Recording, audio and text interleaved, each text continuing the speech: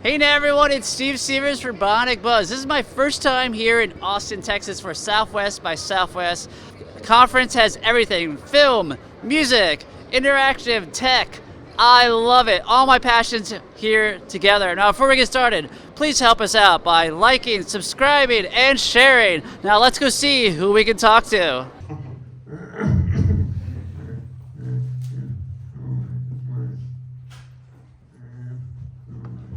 That is totally right.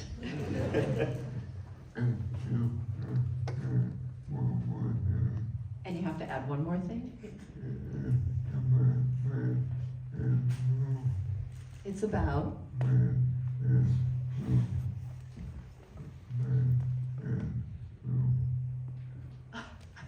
You have to add one more thing. It's also about bad dad jokes.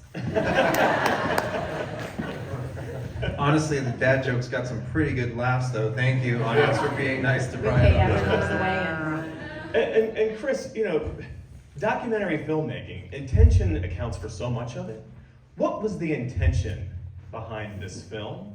And how did you go about wrapping your head around so many stories and so much footage?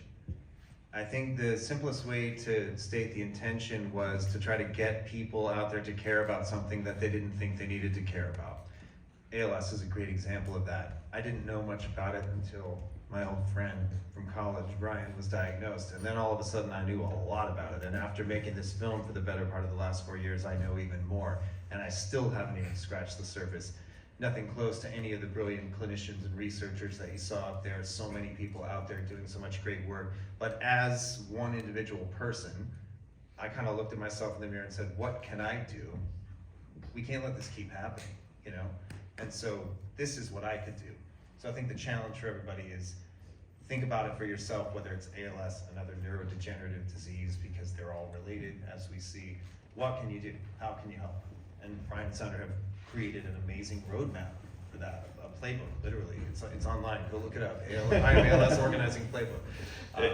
We all gotta just pitch in, right? Yeah, and on that point, I'm really struck by Sandra and Brian.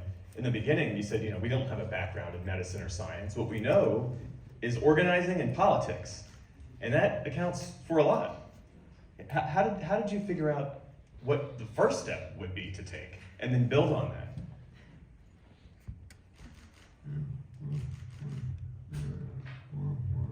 Okay, Brian's saying, you go first and I'll follow. I clearly, as everyone saw in the film, didn't want to start an organization.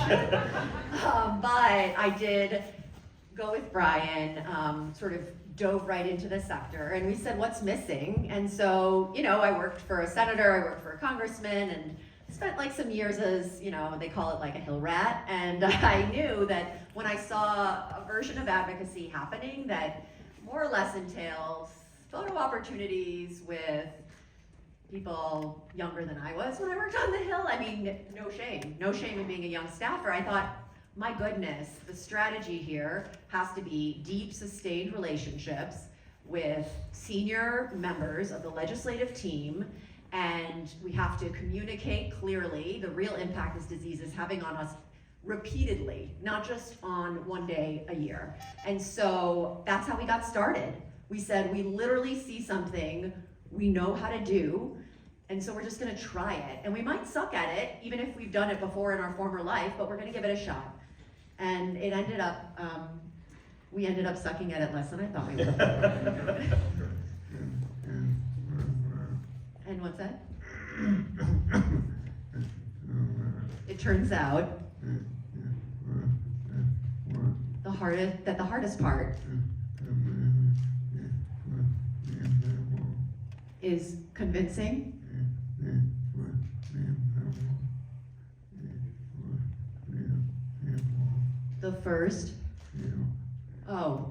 convincing the first few people that they can do this too. And once you have that, you have a team. Once you have that, you have a team that can move mountains. Wow. Jeff, in your capacity with the Chan Zuckerberg Initiative, talk to us about storytelling and how it really can help build movements and build advocacy and give an entry point for a big group of people? I mean, I think we all just saw the power of storytelling in its purest form. A good story has the opportunity, the ability to connect you on a one-to-one, on an emotional level with the people and with the stories being told. I've seen this movie probably 20, 25 times, more than Star Wars. And every time I see it, you know, I'm brought to tears, I'm brought to frustration, I laugh, I cry, I feel hope. And that's what a story like this does. For a story like this to be told, it takes two people who are willing to open up their lives and be completely vulnerable for not just, you know, a small span of time, but for almost 4 years. And for us to see what the highs and lows of taking this devastating diagnosis and, you know, in what is supposed to be the happiest point of their lives, and taking that despair and turning it into hope, and us seeing that for over 4 years.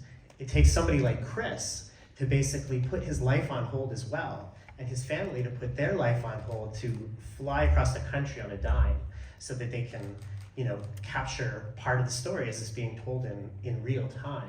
Like Brian putting his contact lenses in on the curb of DCA airport. It was like 6:15 in the morning or something. I had landed off a red eye. He was doing it, you know? So I had to be there. And let's not forget, we had a pandemic. We're still going through a pandemic, and so you have to deal with all of the complexities of quarantining to be able to tell this story in a way that it was. It takes people like Katie and Rachel and Mark and Priscilla and so many others that were willing to trust this process, because it's a story that's unfolding in real time and it's not finished yet. The story's going to continue, and so that's the power of story.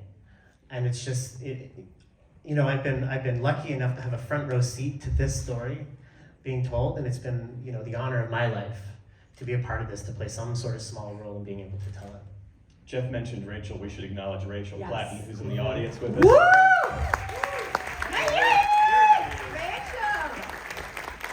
You heard her anthemic fight song in the film. So thank you for being with us.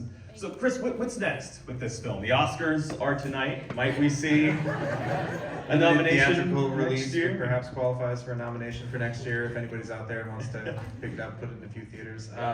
Yeah, I mean, obviously we're starting to have conversations about broader distribution. It's amazing to be here at South by Southwest, not just because it's a preeminent festival, but also just because of the brains of people who are here. So all of you out there in the audience, I've met people from the ALS community and also people who had nothing to do with it before, they heard Katie Couric talking about it yesterday on a panel and said, hey, maybe I'm gonna come check that out. And that's exactly the goal. We want to get more people spreading into that movement. Like Sandra talks about at one point in the film, it was just Brian, and then it was the two of us, and then there were 10, and then there were 100, and that's the best kind of snowball effect. We want to see that keep happening and using this film as a vehicle to spread this message. And I also quickly wanted to acknowledge, of that community, several of them are here tonight. Juan Reyes, who you saw in the film. The one and only. Yeah, Nicole Sambura, who shared her family's whole story. Other members of the ALS community, Gil Garcia, another fellow Texan who, like Juan, is a military veteran. I'm probably missing someone, but yeah, we could keep going on and on. So first of all, it's not that rare, right? And second of all, huge thank you to all these folks for coming out from miles away, for sharing their stories too. Because, this just happened to be the one that I had a personal connection to. But look around. There's so many people, not just here, but out there who are suffering from this. And again, we gotta get on the other side of this. Yeah. Sandra and Brian, this advocacy work, I imagine, is mentally and physically exhausting. No, we're not tired. You would be forgiven if you said, you know what, we have done enough, we have to pass this torch. Yet you haven't done that. Why not?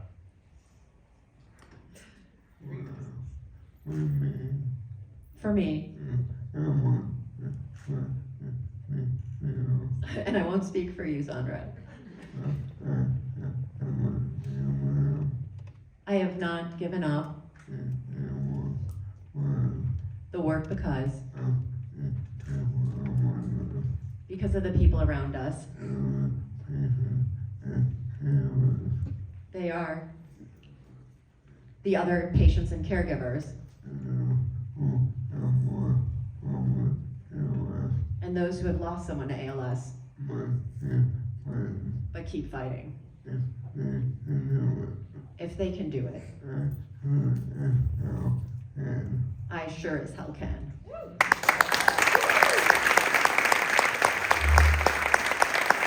We have time for one more question, so if I may, what work remains, Brian? Where does the fight go from here? Sandra. All right, does everyone have their pens and pens? So in the film, you saw two drugs that families were really impacted by. One of them called Neurone that Nicole's husband lost access to when the clinical trial ended, that was really helping him, and it's helped a lot of ALS families. And so we need the FDA to approve Neurone now. It is so past due. It is unbelievably past due. And we saw Chris and Kelsey Snow that are remarkably playing sports with their kids years after every relative of Chris's passed away, within 12 months, and he's 4 years in, and he's running around. So tofersen is also up before the FDA, and we also need to approve that. And so the third, and then I'll shut up, is Act for ALS is only a real way in which patients get access to promising therapies if it gets funded. And so the next funding opportunity for Act for ALS is up. And we have some Texas legislators who are doing some outreach too. So Congressman Cuellar, my old boss, a few others, we're gonna come and chat with you because we need all the legislative support to fully fund Act for ALS so patients can get promising drugs in bodies now. Sorry, Brian, I guess.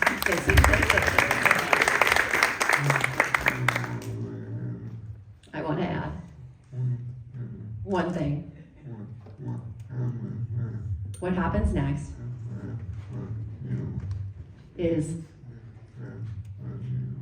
depends on you.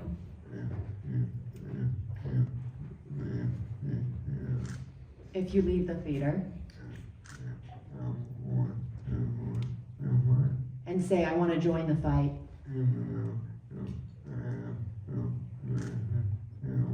even though I have no connection to ALS, we can make the impossible possible. So as I often say, let's effing do this. And one last thing, the first act that all of you can undertake in your path to becoming ALS advocates is to take out your phone, scan that QR code, and give us the best possible rating you can for the audience award, because we would sure love to win that. Hold that Raise the South by profile. team, just hold that steady. Capturing. As we shared, we want to get this story of turning hope into action as widely seen as possible. And so if you're able to share how you feel about the film, that is hugely helpful. So thank you all for taking the first step in being a part of this movement. And Brian, I will turn it to you for your final thought.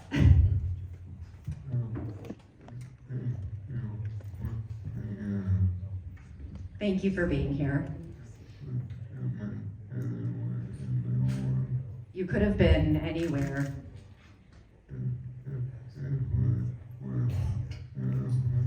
Including watching the Oscars. But you are all here. And that means everything to us. Thank you all. Thank you all for coming tonight.